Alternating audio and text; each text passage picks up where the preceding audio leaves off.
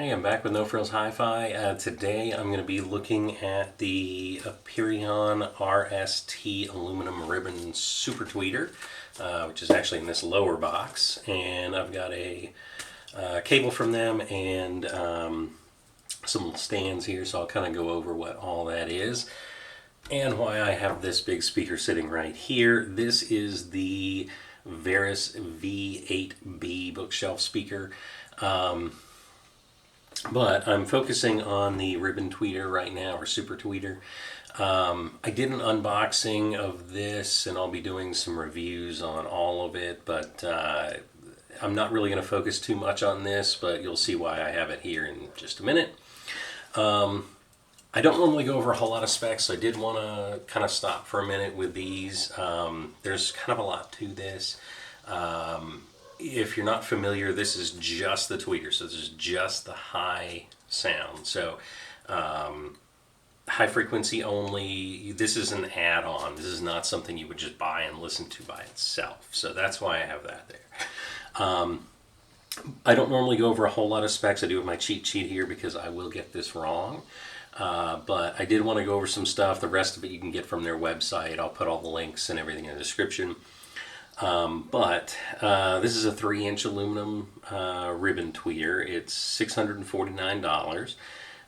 It is ultra responsive to transients and provides accurate upper frequency detail, less distortion. So it has a frequency range of 85 to 96 decibels. What that means is it is an add-on to another speaker. So if you're kind of missing out on some of the details of that high frequency sound, which a lot of speakers just don't quite get. Instead of upgrading and getting, a whole new set of speakers that is going to cost quite a bit more, it's cheaper and honestly probably a little better to get something like this.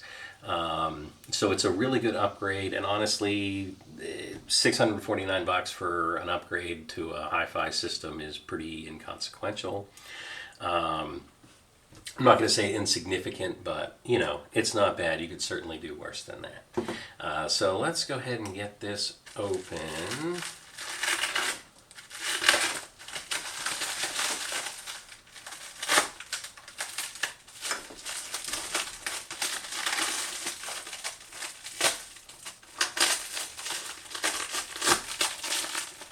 See if I can do this without losing a finger.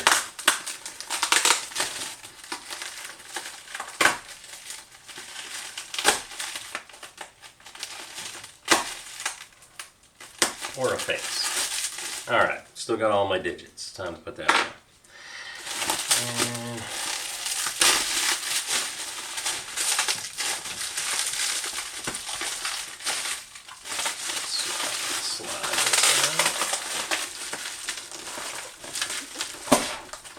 so whoever shrink wrapped this took their job very seriously. The thing is really well wrapped.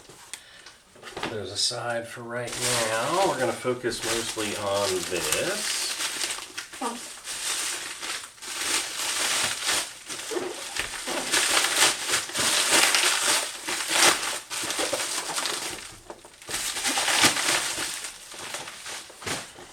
Alright, so here it is. Let's go ahead and get this out.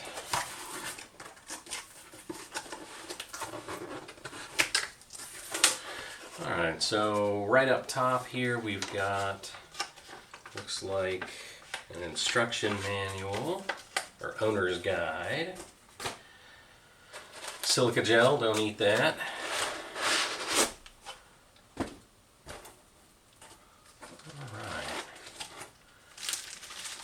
Get these out of the box.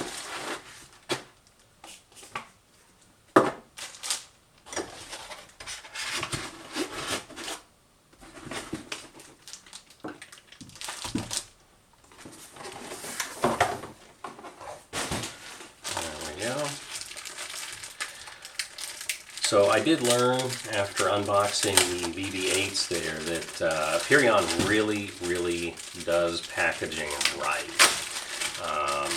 The foam on these is crazy. I mean, you'd be hard pressed to damage these inside that box, which I really like. This was wrapped, of course, in plastic, and then we've got this and all that foam. So these are really well protected.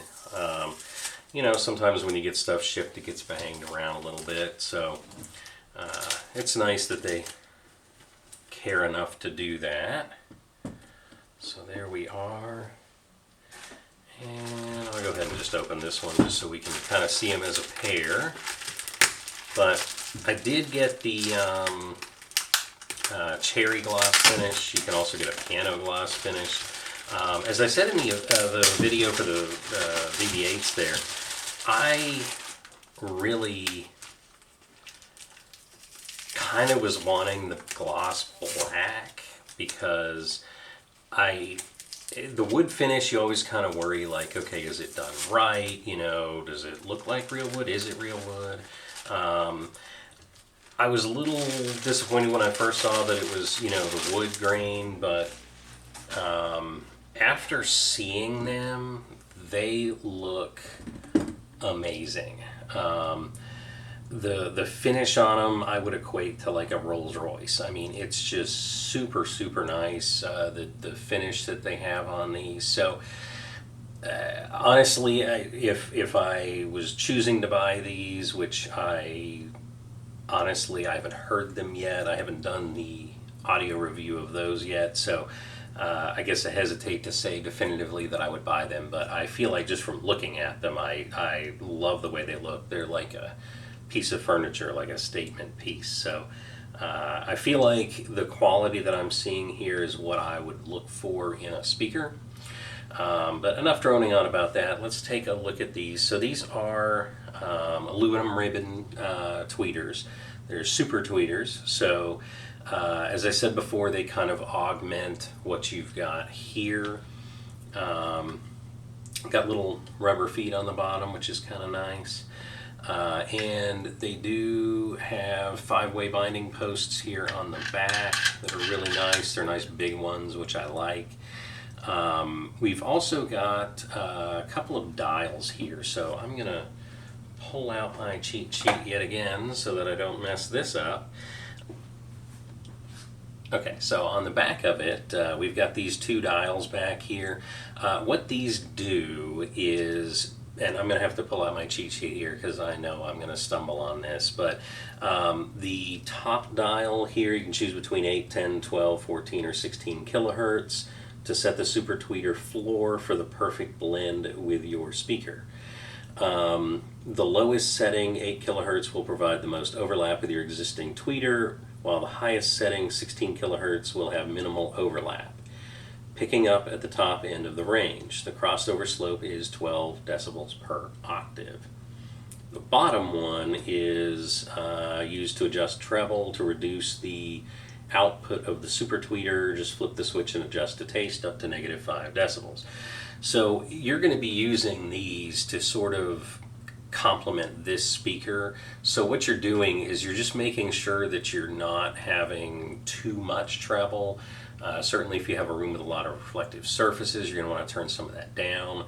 But you're also wanting to fill in that gap, what you're missing with this one. So if this one doesn't go up high, or well, whatever speaker you're using doesn't go up high enough, you can adjust that here. So I'd love to be able to tell you what setting to put that on, but that's going to depend on whatever speaker you're using, personal taste, the room that you're in.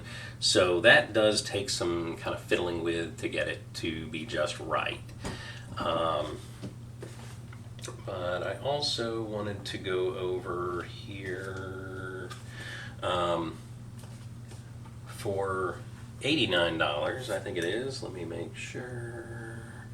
$90. I was really close. You can also get a platform for this speaker. So these are designed, of course, to use with and complement their speakers, notably the BB-8 that I've got right there. So if you're going to use this, you're going to stack it on top of your speaker, and this is curved on the top. actually I've got it backwards, so it would go like that. So how do you fix that? Because of the curve there, you can't really use it. These platforms, that's exactly what they're designed for. You may not need them if the top of your speaker is flat. Probably don't need them. Now if it's round like a circle at the top, probably not going to be able to use this. It's not going to stand on that, or you may have to find somewhere else to put it. But as you can see, this is just a plate. It's curved on the bottom. It's got some little rubber feet there, and it's got like kind of a velvet finish on it. Nice flat hard surface. So let's see here. Let's go like that. So this would just sit right on top. Get behind it so make sure it's in the middle. And then this would just sit right on the top there. So it is designed to kind of help it stay there. It's going to be a lot more firmly in place than if you just kind of sit it on top there because of the curve. But like I said, you may not need it. I'm going to pull that off, and I'm going to spin this around just to kind of give you an indication of how you might connect this. Here we've got 2 sets of binding posts. So this is designed so that you can take these jumpers off and you can buy wire, or what's the other one? Buy amp. So you can actually run this speaker off of 2 amps, one for the woofer, one for the tweeter, or you can keep these jumpers on, just plug it in right there, and your amp is going to run everything. Or if you're using the super tweeter, I've got a speaker wire here. So this is a 2-foot premium silver cable. And this is also from Aperion, of course, and this is $50. Let's get this opened up, and I'll just show you how to plug this thing up in case you're wondering.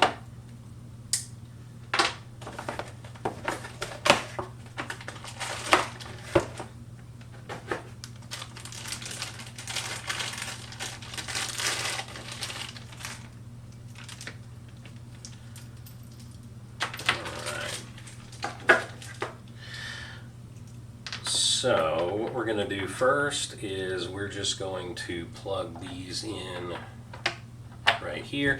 Now I will plug these in again when I test them, but you know, not everybody sees every video, so just kind of want to give you an indication of how this all operates. But you're going to have your amp plugged into the bottom, you're going to have those plugged in at the top, and the other end of these cables are spades, so I will be connecting them that. And I'm actually going to kind of turn those because otherwise I can't set it down.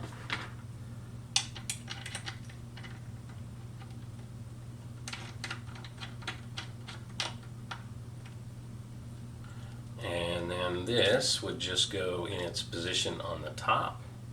So that's pretty much it. You just plug in your amp like you normally would here.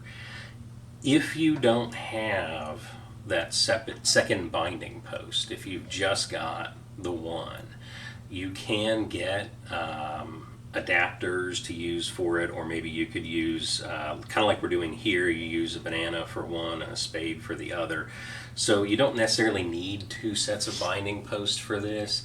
It effectively would work the same.